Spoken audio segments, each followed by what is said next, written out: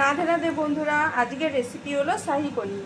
সেজন্য এখানে আমি পনিরগুলো কিউব কিউব করে কেটে নিয়েছি। আর এখানে আমি মিক্সিতে একটা মশলা পেস্ট করব, সেজন্য এখানে আমি খানিকটা পোস্ত নিয়ে নিলাম।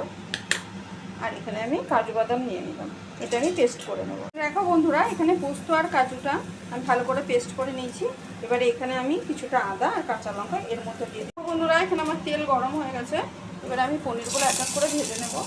দেখো বন্ধুরা, এখানে আমি পনিরটা ভেজে গরম জলের মধ্যে লবণ দিয়ে দিয়েছি। এখানে পনিরটা ভেজে তুলে রাখলাম। এবার এখানে কড়াইতে তেল আছে, এখানে আমি গোটা গরম মশলা ফোড়ন দিয়ে দিলাম। এটা দেখো দেওয়া হয়ে গেছে। এবারে ক্যাপসিকাম কুচিটা দেখো, এখানে আমি ক্যাপসিকামটা ভাজা ভাজা করে নিচ্ছি। আর এখানে খানিকটা টমেটো দিয়ে দিলাম এর মধ্যে।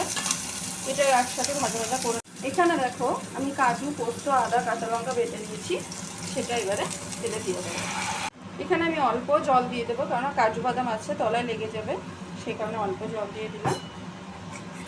এবার এটা আমি ভালো করে কষাবো।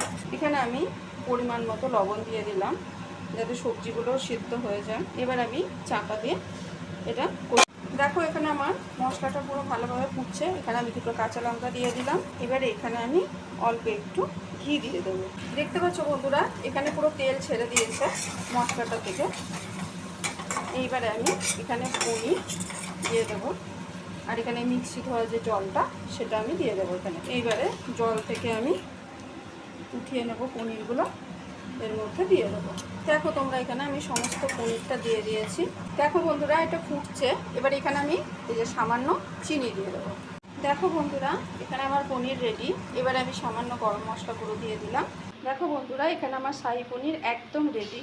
তো তোমাদের আজকের রেসিপিটা কীরকম লাগলো অবশ্যই কমেন্টে জানিও। ভালো লাগলে লাইক করো এবং আমার চ্যানেলটাকে সাবস্ক্রাইব করে দিও।